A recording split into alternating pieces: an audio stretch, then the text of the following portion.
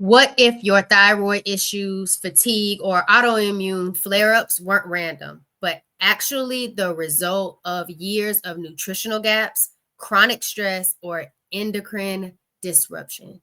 Today's guest, Dr. Kevin Smith, is a functional medicine practitioner and the founder of Metabolic Solutions, where he helps clients go from symptom management and get to the root of their chronic conditions, especially autoimmune hypothyroidism, also known as Hashimoto's.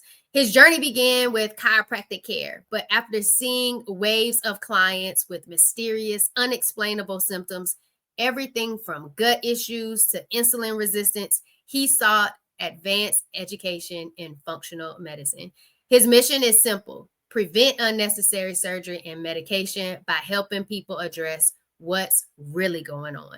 This episode is for anyone navigating brain fog, weight gain, low energy, or chronic inflammation, and wondering if it might be more than stress. Spoiler, it probably is. But before we dive into this episode, y'all already know what time it is. Vibe with me, y'all. Welcome to the Empowered Plates, Empowered Lives podcast.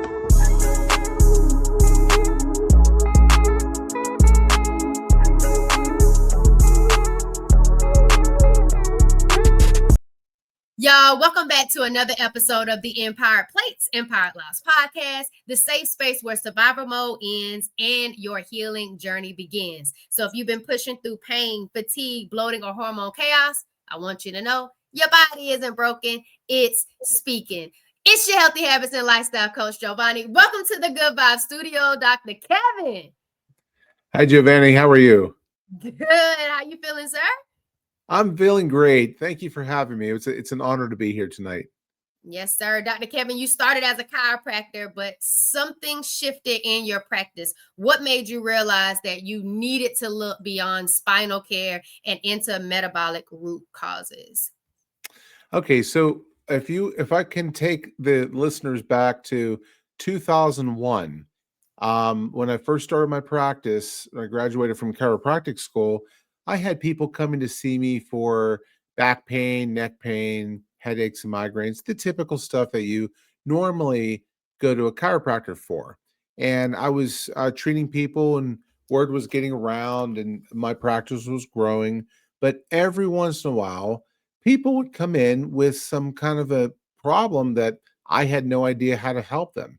It went way beyond uh, adjusting necks and spines and stuff like that.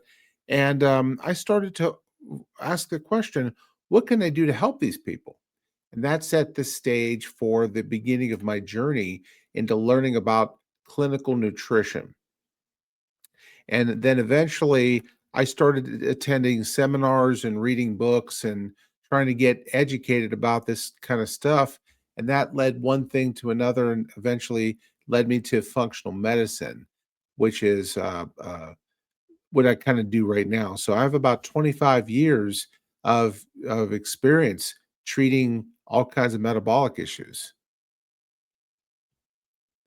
Yes, sir. And I appreciate you for taking us back in that time frame. And I'm also grateful that you didn't stay within just spinal care. Once you realized that there were so many other issues that were happening and people were coming to you to get that support, to get that healing. And you didn't say, oh, well, all I do is spinal care. You know, you really had that mindset and that openness and that willingness to serve and to investigate. And I think that's what we should do a little bit more of, because the body is definitely complex, and it's so much easier for us to just say, here's a plan, take it and run with it, versus really doing that investigative work to really understand what those root causes are and what's causing the symptoms, the body's way of messaging to those people of figuring out what's really happening, what's going on.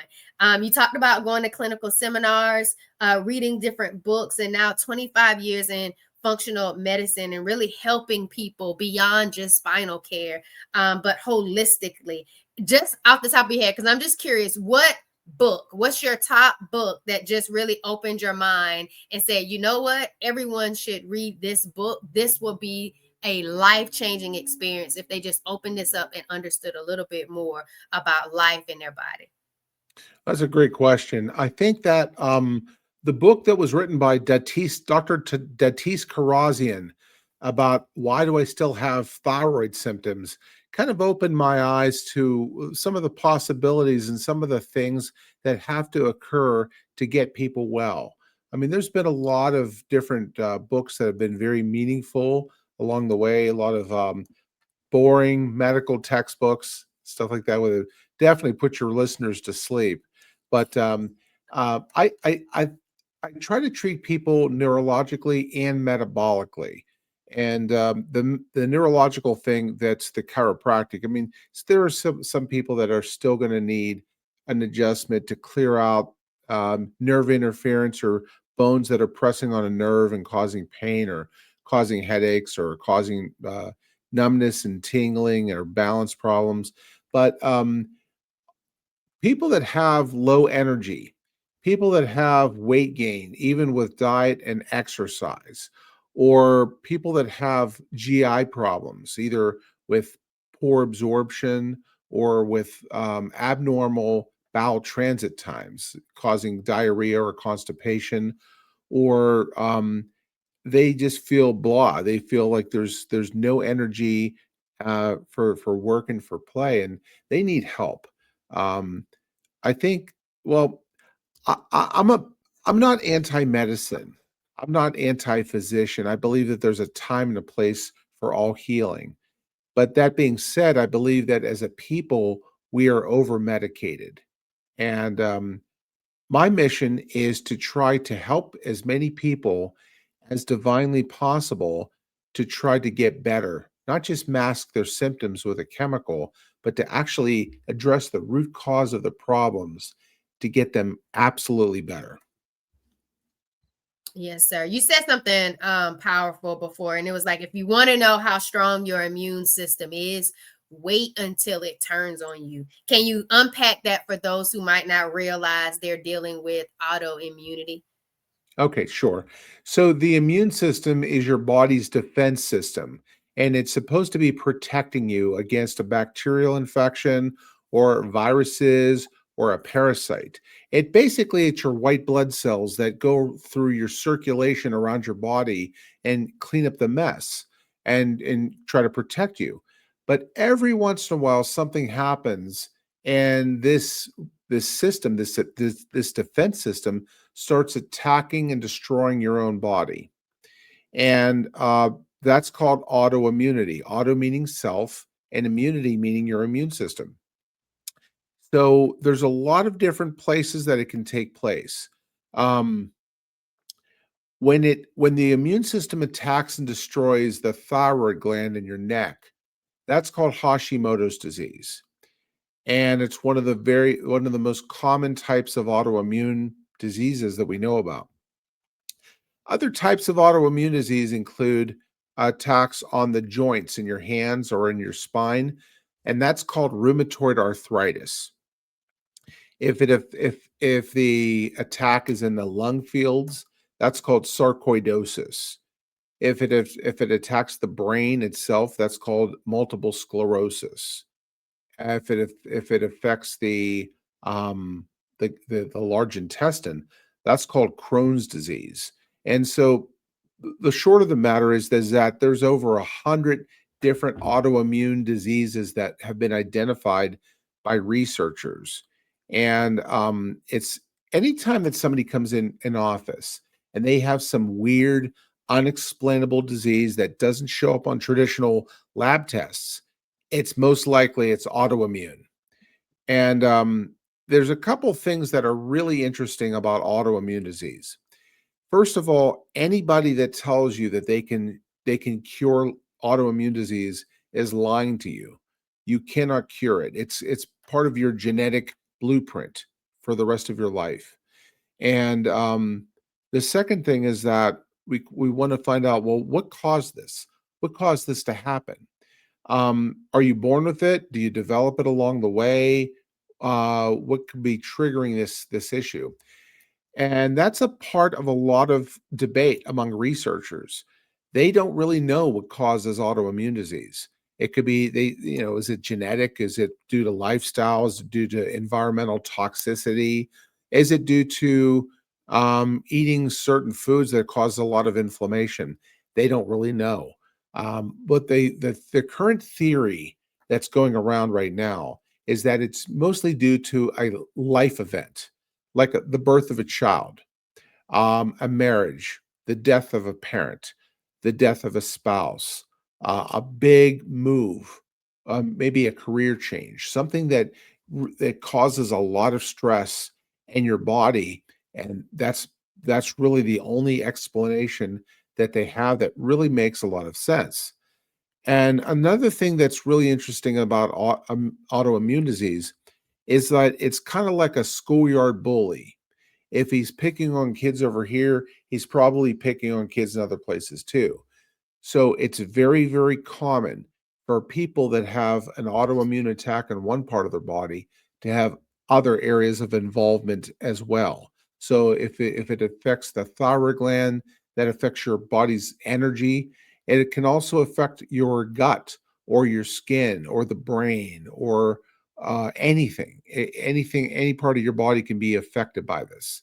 And so it's a very, very real problem for a lot of Americans.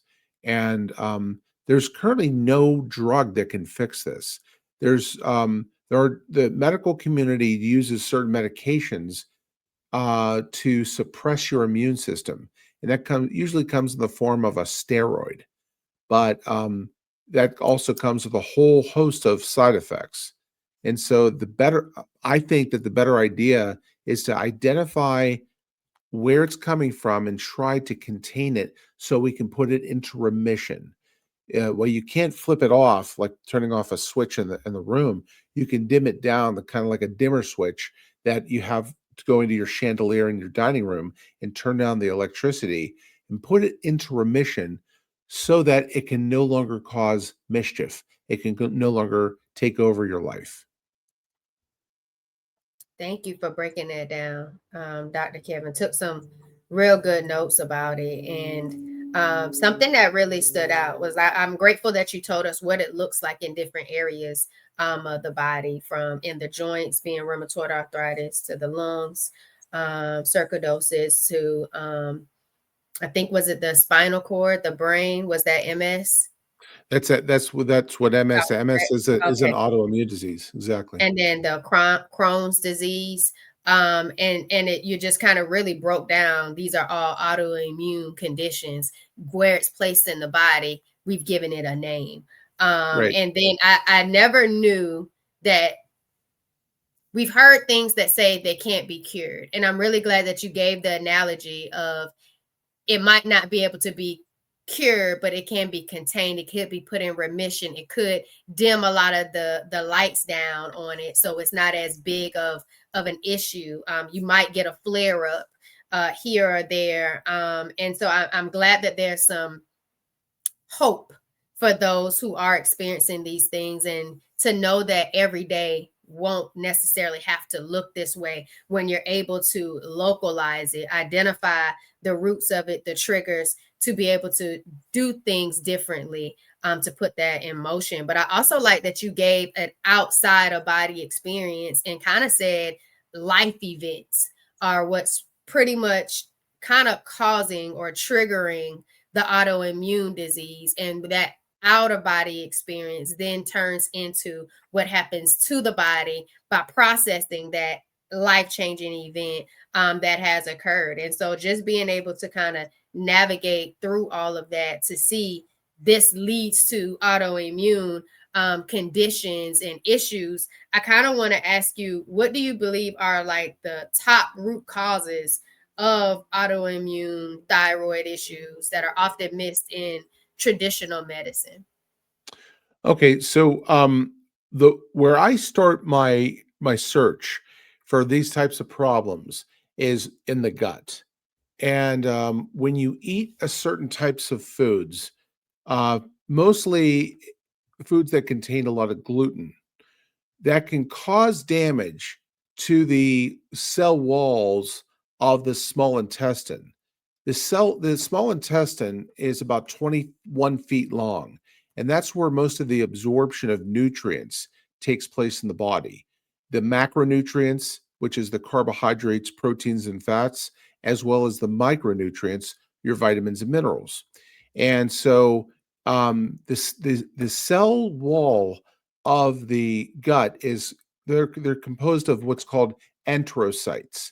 And enterocytes is the place where the food goes through those enterocytes, it gets broken down and it gets processed in the bloodstream. And what happens when you eat a certain type of a food or an irritant to the body, such as gluten, what happens with some people is that the cell wall breaks down. It starts to separate the cell, the junctions, the tight junctions between the enterocytes start to break down. And what happens is that the enterocytes start to split apart. Think of like elevator doors opening. And when that happens, the food particles that pass through the gut enter in between the cracks that's caused by the breakdown of those cell walls. They go into the bloodstream directly as a whole clump of food. And what happens is that the body doesn't know what it is. It doesn't know what to do with it. So naturally, it attacks it, and it sends those monocytes and lymphocytes, and those are type of white blood cells to attack and destroy those food particles. So if it's a two particle type of food, product, that's called a dipeptide. If it's three particles, that's called a tripeptide, and so on and so forth. And so if when it happens, what it does is it spins up the autoimmune cascade. And when you have a leaky gut and a leaky problem with your gut, you're also going to have a breakdown of the blood-brain barrier, which is the barrier that surrounds the brain that prevents bad stuff from getting into your brain, such as heavy metals and other types of issues. Medical researchers have determined that the brain and the gut are interrelated.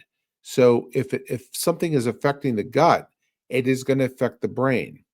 So a lot of your neurotransmitters, which are chemical messengers that control your mood and your cognition and your memory, are actually manufactured in the gut. And so if you have a bad problem with your gut, you're going to have a problem with your brain. And now researchers have also identified that the lungs have a barrier system too that could become compromised as a result of these chemical irritants that people are eating. So if you have leaky gut syndrome, you're going to have a porous gut, you're going to have a leaky brain, you're going to have leaky lungs. So multiple areas of involvement could happen as a result of gluten exposure. And that was just gluten. Like, I can only imagine what else could, cause issues. And I definitely saw a shift and a change for myself, eliminating and reducing gluten out of my lifestyle, with stage 4 endometriosis, adenomyosis, polycystic ovarian syndrome. And that I have seen, but I've never knew that gluten caused the damage to the cell walls of the intestines and really causes the separation. And I know I don't think we understand the power that food plays and the role it plays in our body, and then all of the complex, unique systems we have in our body and how they work for our good or need to work for our good. And when something happens, what's really going on? I like that you brought in the lungs too, and how the lungs can be compromised due to what's being eaten as well. I've had a guest on the podcast due to endometriosis had a few lung collapse episodes and experiences, and it's just like that chronic inflammation and just not knowing how the body is going to respond to it and what other triggers are happening in the body to cause these things. It's just like it's kind of like mind-boggling if you don't, like you, do the deep research and insights to really see what's really going on. I'm just kind of curious, Dr. Kevin, when we talk about leaky gut,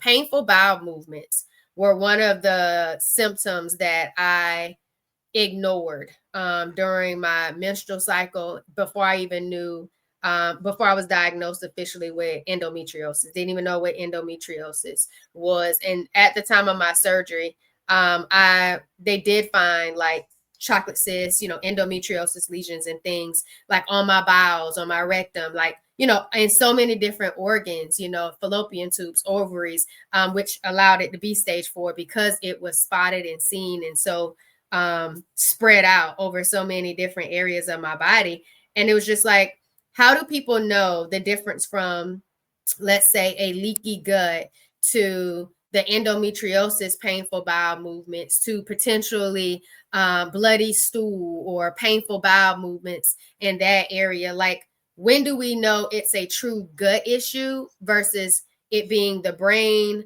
blood connection? After, like, if you're already addressing the gut, like, how do people really say, okay, this is what's happening? Who do I go to? What do those first few steps look like? That's a beautiful question. So I'm going to try to unpack that one. That's really my job, is as a functional medicine doctor, to try to put pieces of the jigsaw puzzle together to figure out what is going on. When I do a workup with people, the first thing I'll do is gather their medical background information, like finding out what kind of symptoms are they experiencing, what is currently bugging them, how long has it been going on, in the last 6 months, how often are they experiencing these symptoms, and then from there, then I do a consultation where I ask them, what have you done in the past? What medications have you been trying? Who have you gone to? Have you gone to your PCP, a neurologist, a gynecologist, a gastroenterologist, things like that? What have you tried over-the-counter prescription strength medications? Have you tried supplements? Have you been to a naturopath or a nutritionist in the past? What is the results of those therapies been? So that I can understand what they've already gone to. And then from there, then I want to get some foundational lab testing. The foundational lab testing establishes like a medical baseline and lets me know, number one, how serious of a problem that this actually is. Is it a minor problem? Is it a moderate problem? Or is it a severe problem? And that comes in the form of testing for blood and for urine. Now, when you go to see a medical doctor, like say you go to your primary care physician, that doctor, by the time you even walk in their door, your treatment plan has already been predetermined for you, usually by an actuary that works for the insurance company that has never met you, has never done a workup, has never done any x-rays or lab tests or anything, has never done any investigatory work to figure out what's going on with you, but he's the one that makes the decision as far as what you're going to get. So when you go to a primary care physician, they're going to order a very, very narrow bandwidth of tests in order to arrive at a diagnosis, in order to prescribe a drug. And then you're going to say, take this drug for about 6 months to a year. I'll see you back here in a year. See how this works. And if it's an acute problem, a problem that has been there for a very short period of time, or like a bacterial infection that could be cleared out with antibiotics, you're good to go usually. But if it's a chronic issue like high blood pressure or low thyroid problems or brain fog or some kind of a gut issue, good luck there. Now, the functional medicine doctors will order a lot of tests to see the entire metabolic landscape and how everything interconnects. So we want to identify these triggers, and their triggers are things that can be responsible for causing certain problems. And then we identify them by lab testing, by testing for urine, stool, blood, and saliva. And then we can take objective measurements based on the labs and determine what's going on with the body.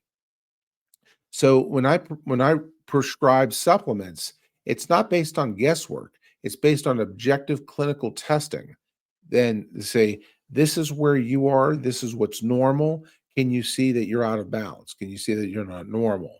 And then we want to try to rebalance certain things like rebalancing the blood sugar, getting rid of chronic inflammation, helping people with food sensitivities or GI problems or liver toxicity, things like that. And then by systematically rebalancing the body, the different sections of the body, we're able to get that person back to health.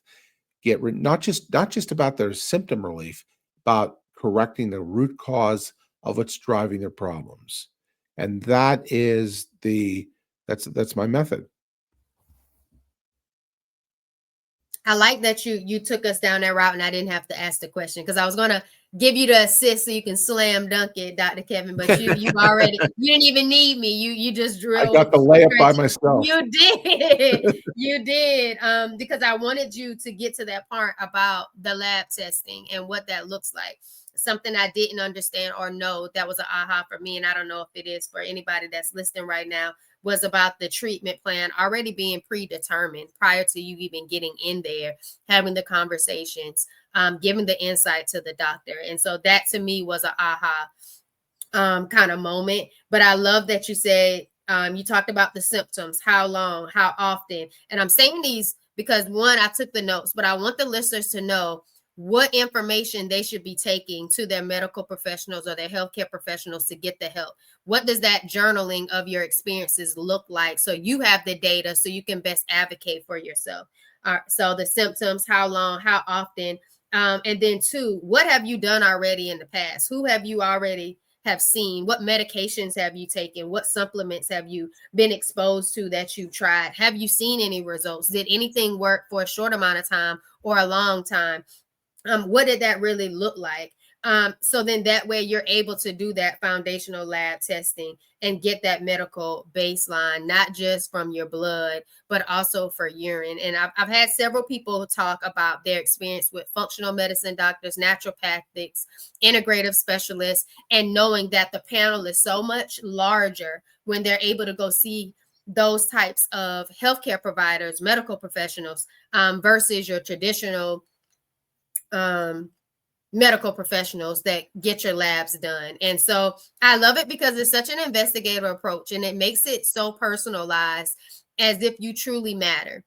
Not that you don't, but like it really, they really want to get to, like you said, the root cause of what's actually happening. And so you can truly get an idea of how to help them on a lifestyle level. And that's what it's all about, because you can easily give someone supplements or this or that, but if they're not truly changing their lifestyle, it's a comprehensive approach to truly see themselves be able to break out of that survival mode into thriving. And so I'm really grateful that you broke that down the way that you did and how people are able to help you really live. And you called it getting back to health, but at the end of the day, it's really getting back to true life and what life looks like inside and outside of your body. And so I thank you, Dr. Kevin, for breaking that down. And so what I really want to let you all know is that I have an upcoming live event happening. So if you've been stuck in cycles of pelvic pain, fatigue, bloating, and survival mode, it's not because you're weak. It's because your body is asking for a reset, some attention.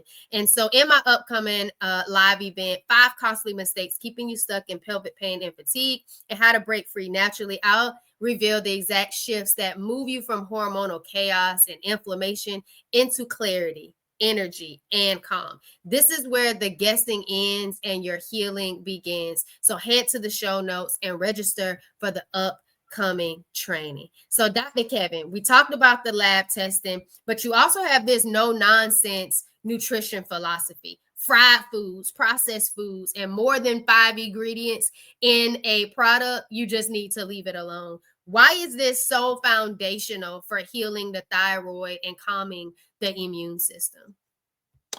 Well, I'm a clinical nutritionist too, and so I wanted to say that when you want to eat very clean, you want to focus on the most raw, unprocessed foods that you possibly can. when it comes to nutrition, there's no one size fits all. One person may do very, very well on a Mediterranean diet, whereas another person may do very well on a ketogenic diet or a carnivore diet. It all depends on the individual and what their health profile looks like. There's no one size fits all. There's no if you ever meet somebody that did very well on a diet and they're very proud of the results that they've accomplished, they want to tell everybody about it, but it may not be right for you. And what diet that you would be best on is going to come from the clinical workup. That's going to give us the answers as to what exactly that your body needs.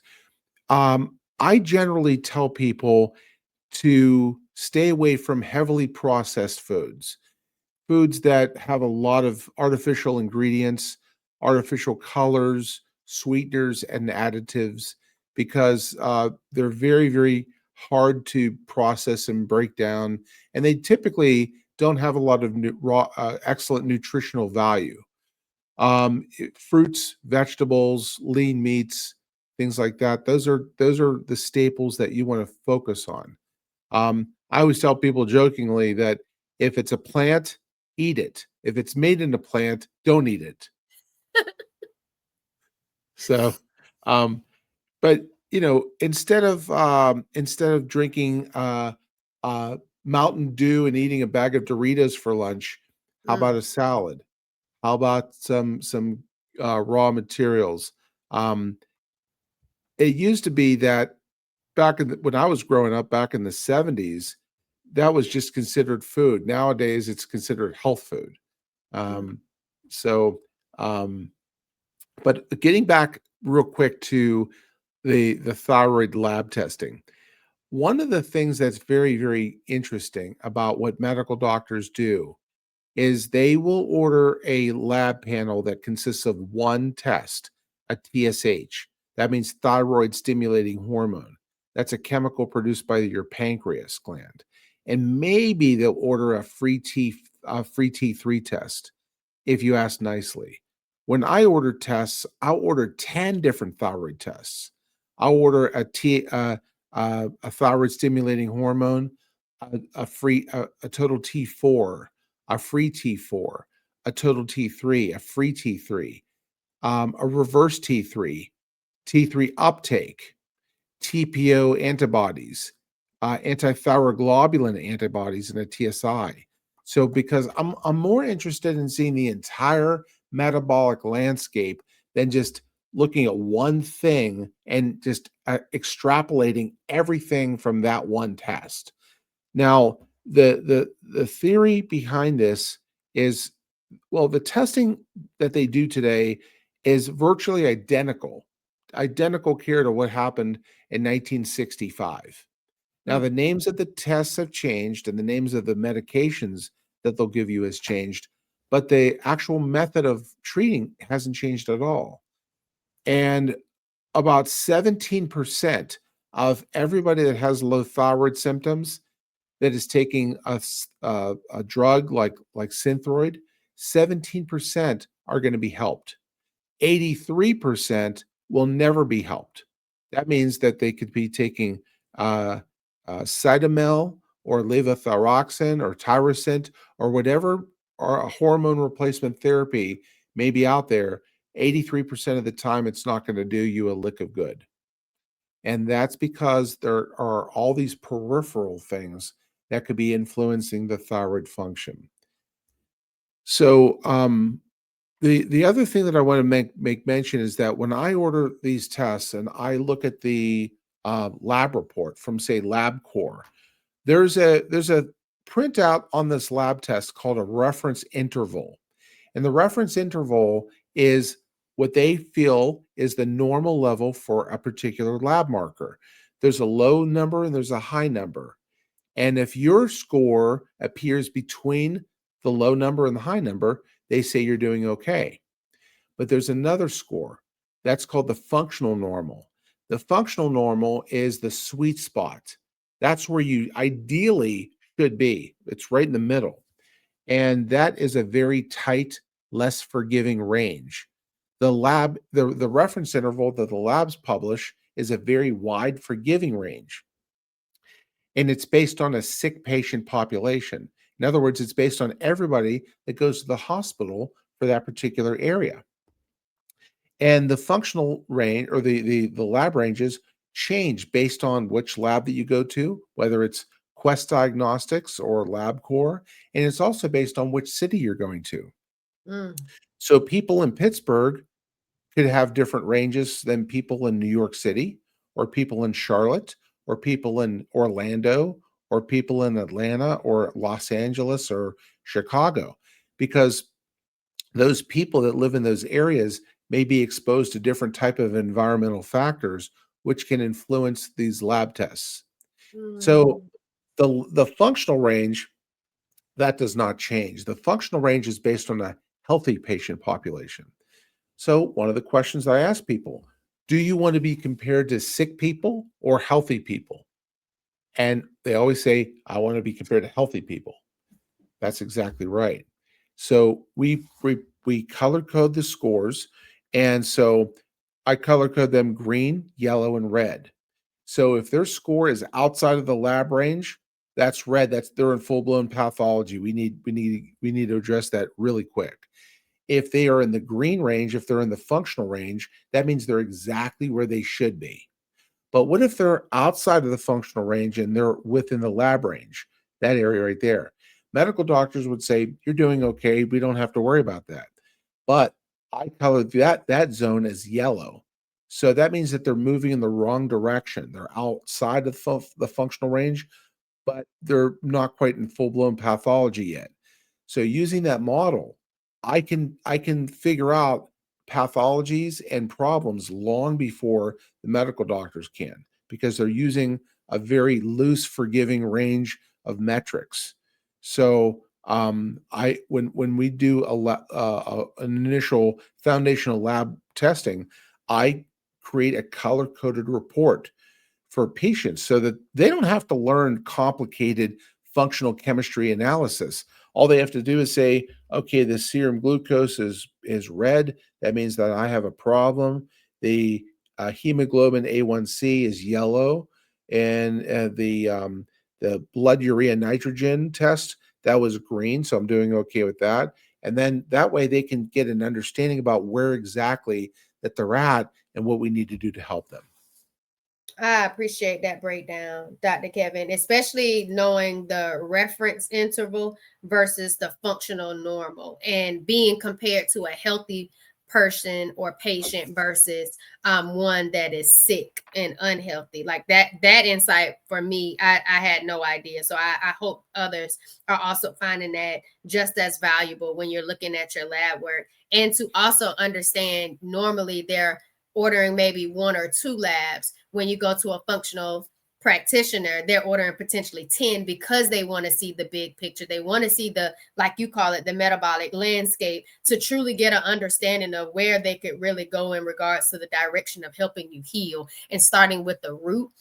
And I think that's always very important, because over time, people can start to build up distrust within their self, their body, their decisions when it's trying to navigate, getting support with their healing. And so I like that you broke all of that down. Something else that I like that you hit prior to going back to the labs was about the diets and choosing the best diet that works for your body and really getting clinical insights on why that works for you outside of just the benefits of what you're feeling and what you're doing, to be intentional about not putting in things in your body that could cause more problems. And so you said focus on raw, unprocessed foods. Some people might be good on keto, some might be carnivore, some might be on Mediterranean. For me, what came to my mind is I'm a huge fan of an anti-inflammatory lifestyle type of diet. And even though plant-based, my body has thrived well with that. I've seen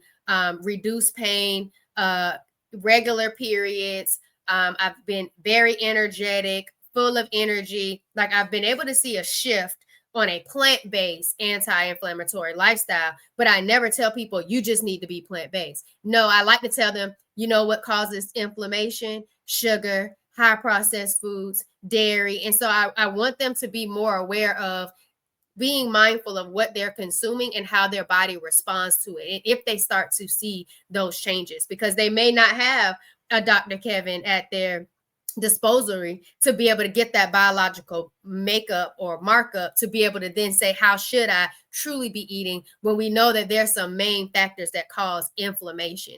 And most of those conditions that I was diagnosed with and had experience with was deep inflammation. And if we know what causes inflammation from the foods, from the stress, you also talked about the environment. We know that all of that plays a part on your health, on your body, and how your body communicates. And so I'm really glad that you broke that down. Something else we talked about was the endocrine disruptors. And so for our listeners, what are endocrine disruptors? Where do we encounter them? And how do they really interfere with hormonal balance?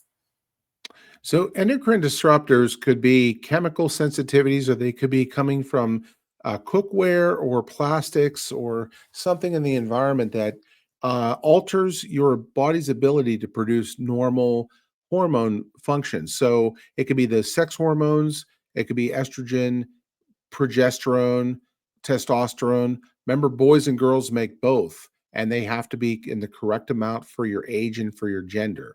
And like a 60-year-old woman is not going to have the same hormone profile as, say, a 25-year-old female in childbearing years. They're going to be very, very different.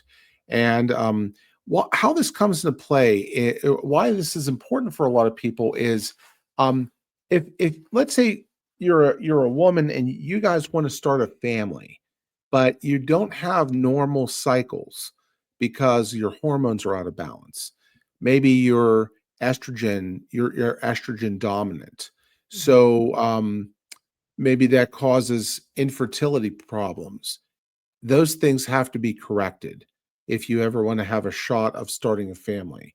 Or if it's a male and they're a little bit older and their testosterone levels drop, that causes weight gain, it causes depression, it can cause achy joints, it can cause ED, it can cause memory lapses, all kinds of things. So depending on if it's a male or a female, that can be the symptoms could be all over the place. But when it comes to, say, your cookware, if if you microwave certain things in plastics and it's got BPA's in it, which are chemicals that can become endocrine disruptors, or if it's an organophosphate, or if it's something like you like to play in gardens and you're dealing with Roundup or glyphosate and things like that, those things can jack up your hormones like nobody's business, as can black mold, as can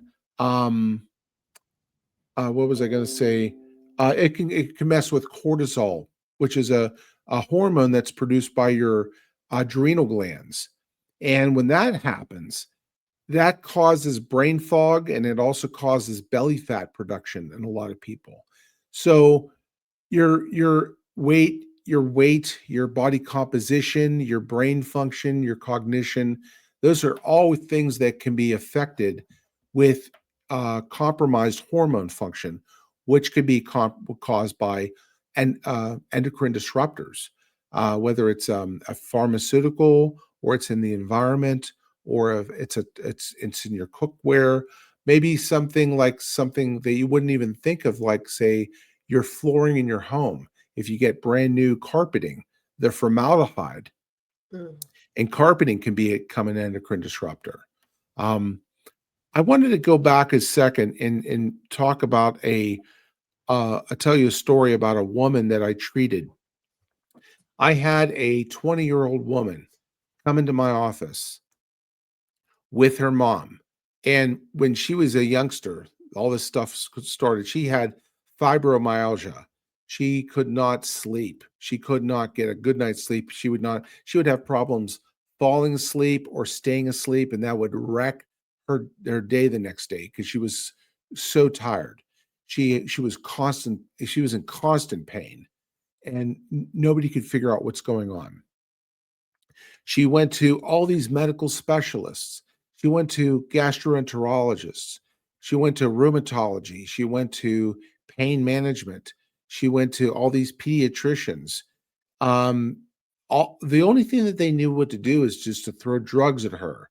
And all of them had side effects, and a lot of them had problems with her body. She had problems metabolizing them. And I did a food allergy test to see what's going on and see what she could be eating that could be contributing to her problem. Now, as a 20-year-old, she was eating like a 20-year-old typically does, a lot of junk food. And her mother was very, very concerned, and so she was trying to feed her healthier dishes. So she would give her like grilled chicken breast and green beans and asparagus and garlic and things like that. Well, I ran an IgG4 test, which is a very sensitive food allergy test to see how reactive that your body is to certain food allergens. And it turns out that she has a severe reactivity to chicken breast and asparagus and garlic. And I told her mother this. I said, you need to stop that immediately. Just don't give her any chicken, don't give her any asparagus, don't give her any garlic, and then come on back in a week and let's see how she's doing. Well, 1 week later, they came back and they were in tears. The fibromyalgia was completely gone. The pain was completely gone. The insomnia was completely gone. So she had allergies to these foods that her mother thought that was perfectly fine to feed her, and it was causing all of her problems. And we identified it just with a very, very simple, relatively cheap test. And well, I'm a hero in their eyes, but I'm not. I just I they were very, very pleased with the outcome. That's So good. That's why you branched out outside of just spinal care, because you wanted to be able to help in different ways. And when people yes. came to you, you wanted to help solve problems and help investigate and get more insight on what could possibly work for them. And I'm so grateful that they had you. I'm also good that let me see, I wrote it down. The IgG4 test was there for her to get those insights. And I think you're not the first time we had it. The holistic Dr. LJ talked about that too, like knowing what your food allergies are and doing a test to even know what foods work best for your body. Like you might be thinking it's this fruit, this vegetable, and your body doesn't respond well with those types of ingredients. It could be an allergy. It could be some other issue that could be causing mold and different stuff, like based on the exposure to said foods, and you just don't know. And I think it's so much power in knowledge. And maybe there's people listening right now, Dr. Kevin, and they're like, I want to know. I'm interested to know a little bit more about my food allergies, and is the way I'm eating right now really helping me, or is it hurting me? How could life look different for me if I was to get this insight in regards to the food allergy testing, or working with a functional practitioner or medical person? What are those first few steps they need to take? Is it something that is included in their insurance? Is it something that's going to be out of pocket? What are those steps for them to navigate to get to a place where they're able to get more functional health direction and insights? So I'm going to answer that in a second, but before I do that, the old way that doctors used to, or people used to determine if they had a reactivity to certain foods, was to do an elimination diet. And that was a very, very long, drawn out process that could take a long time to do. With the food safe allergy tests that we do now, you get the results back instantly, and you know exactly which foods you need to stay away from and which foods that you are perfectly okay to eat. I did this test on myself, and I found out that I have a reactivity to dairy, which I already knew. I have a reactivity to almonds, and I have a reactivity to crab. And that made me feel very sad because I love crab meat, but it doesn't love me. And every time I would go to one of those all you can eat buffets where they dole out the soft shell crabs by the by the by the bucket full, in my case, um, I would go home and I would get really, really sick. And I couldn't Mm, figure out what the problem was. But with this test, it's like a firecracker with a really long fuse. So on Monday, you could eat something, and then on Thursday, you can develop a migraine. And you're like, what happened? I don't understand because so much time passes between the ingestion of the foods and when the symptoms first start. This test is so sensitive that it can find this out. It's very, very cheap, and it can help a lot of people. Um, how do people? Your question was, how do people get started with this? Um, the way that this works with me is that the first thing that you want to do is to start off with a discovery call, and the discovery call is a very informal 10 to 15-minute conversation with me where we discuss what's been bothering you, what's going on, what are your goals, what would make you happy if we can mm, accomplish those goals, things like that. And then from there, then I have people fill out some very simple paperwork to get a better understanding about their medical history, and then from there, then I will score their certain questionnaires. Like I have a metabolic and a neurological questionnaire that I can score and determine which areas of the body are experiencing some stress. And that mhm, gives me a place to start looking. Everybody's a little bit different. Everybody's background's different. Your foods that you're very sensitive to may be different. Your exposure to toxins and traumas and psychological stress may be a little bit different. So, but the place to start is with a discovery call, and the nice part is that they're completely free. So, it's just a way to find out if you have a problem that you feel that I can help with. I can't fix every problem under the sun. Like I'm not gonna fix lung cancer. I'm not gonna fix a brain tumor, things like that. But if people have problems like low energy or weight gain or GI problems or bloat or gas or abdominal cramping or things like low thyroid issues, or their hair's falling out in clumps, or their nail beds are weak and cracked, or they have low libido, or abnormal menstrual cycles, or something like that. We can discuss that, and we can figure out what's the best move forward to help you. And I'm glad that you walked us through that process and starting with the discovery call and even just working with you directly. And I was just kind of thinking about how does this look navigating the naturopathic, holistic, integrative health care ring side of things versus your traditional side of medicine, talking to your primary care physician or trying to get referrals to a specialist of some sort. Like, what does that look like with the two different types of systems to be able to utilize a holistic approach? Keep your primary care physician, get you a functional medicine person to get that lab work kind of doing. Just kind of like, how does that go about navigating? Because some people need the co-pays, or can their flex spending account allow them to be able to utilize those things when they're coming to a naturopathic doctor or integrative specialist. That was kind of like the thought that I had. Like, if there's Yeah. someone listening right now and all they knew was the traditional side, and now you're expanding their mindset and their thought process of what's actually possible when working with someone on the functional health side. What is that type of navigation look like for them? So my care is very, very affordable. We have a lot of different ways that we can go about doing this.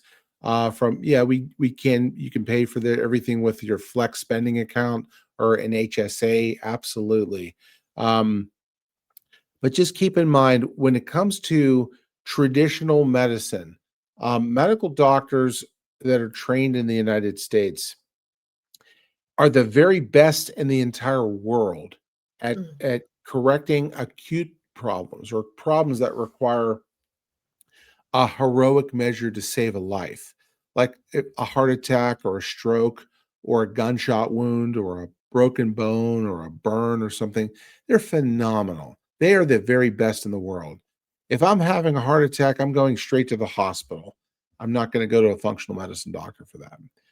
But we spend $4.3 trillion a year on our healthcare in the United States.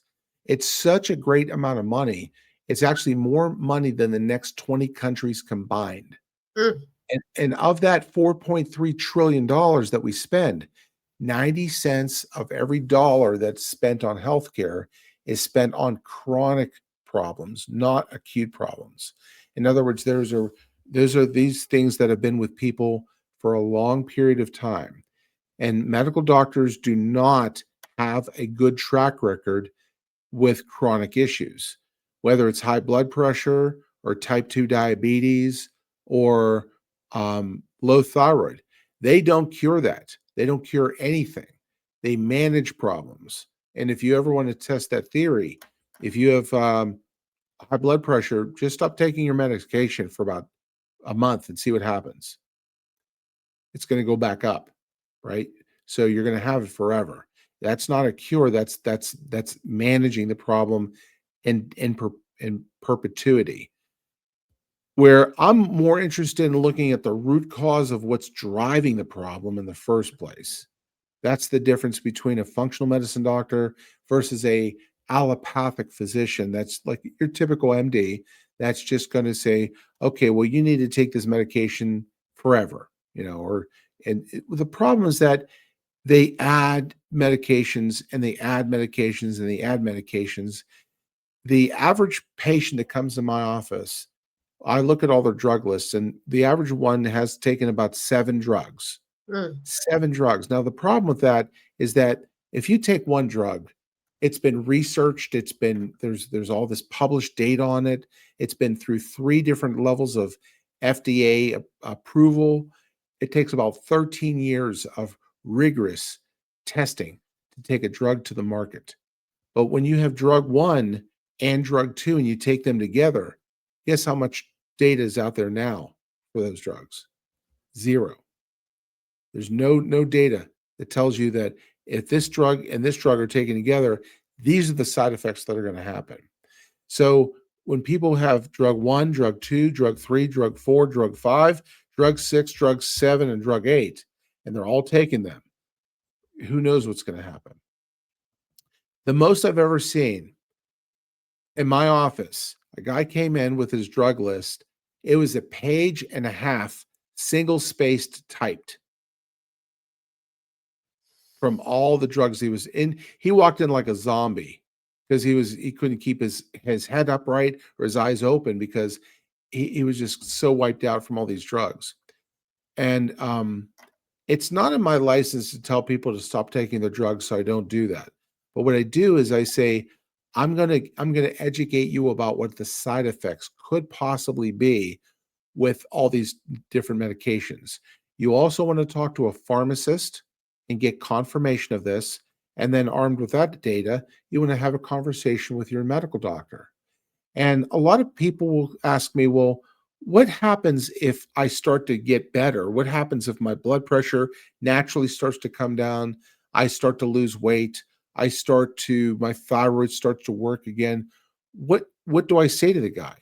And I say, what I would do is the next time you have an appointment with your doctor, you would say, Doctor, I'm working with a natural practitioner from Pittsburgh who is not using any drugs with me, but he's using other methods of trying to correct this thyroid issue, for example. I'm starting to feel better and my labs are starting to normalize. I think it's time that me and you had a discussion about either decreasing the dosage or getting me off this drug entirely. What are your thoughts, sir? And if you approach people with a very respectful tone of voice like that, they're going to be like, hell yeah, how can I get them off drugs? Medical doctors should not have a vested interest in getting you on as many drugs as possible. In fact, exactly the opposite. They should get you off as many drugs as possible. That would be everybody's goal, is to go around life not having to rely on pharmaceuticals for anything. I agree. And I know we talked about it prior to, about us just really having a over medicated culture, and Yeah. people just feeling as though the medication is going to help and it's going to address all these different things, not really understanding all of the effects that it can have. And when you said a page and a half and you talked about 8 different medications, like you said, like you just don't know how your body is truly going to be affected in long-term use of these medications, using 8 different types of medication in one person's body at a time, and then not knowing what lifestyle changes, what detox things people are doing to constantly make sure stuff is getting flushed out of their system. And so I'm really grateful that you took the time to break that down. And I love I won't call it sentence starters, but I love the framing of the conversation to have with your medical doctor who's prescribing medications or overseeing all these medications being taken, while also knowing that you're partnering with a naturopathic, holistic practitioner that's also showing you how to reverse certain things naturally and with other methods. And what does that look like if we wanted to change and go in a different direction? Because I always say it too, and I'm with you. You don't tell people what to do in regards to medication. I always say it's my healing, it's my journey, it's your healing, it's your journey. It's up to you on how you want to make those decisions and navigate. We're just here with the conversation to empower, educate, and hope that you take something valuable from this conversation to go and do something about your own healing journey, knowing that you have the power to do so. And so I'm really grateful that we kind of brought that conversation into it. And so I kind of want to lead with this question, and we'll get into the Vitality Sparks round. For women who are exhausted, inflamed, and told that their labs are normal, what's your message to them? And what's the first step towards real healing? I think, well, my philosophy is that the first step towards real healing is for people to take ownership of their problem and to take responsibility for their problem. And that comes also by educating themselves about what's possible. Just like there's more than one way to cook an egg, there's more than one way to fix a health problem. Drugs are one approach. It's not the only thing that's available out there.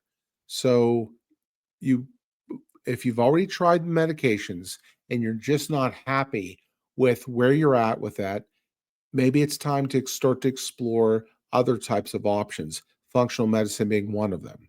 And if this is your cup of tea, then I would just say the thing to do is to set up a discovery call to find out if I can help you.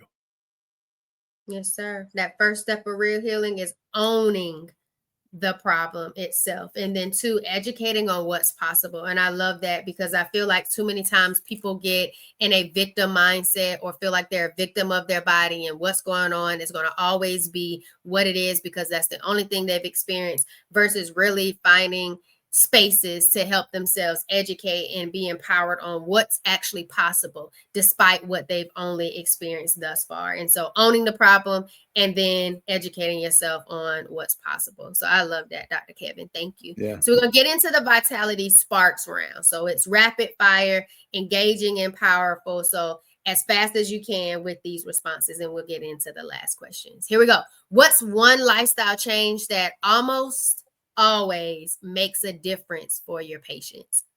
Getting enough sleep. What's something you wish every woman knew about thyroid health? That it's not always the thyroid gland that's at fault. It's very often or mostly some kind of a peripheral problem that have influenced the thyroid. What's one food or habit you love to see people ditch today? Sugar. What mindset shift do you believe is essential to healing? Getting rid of the victim mentality and taking on more ownership of the problem.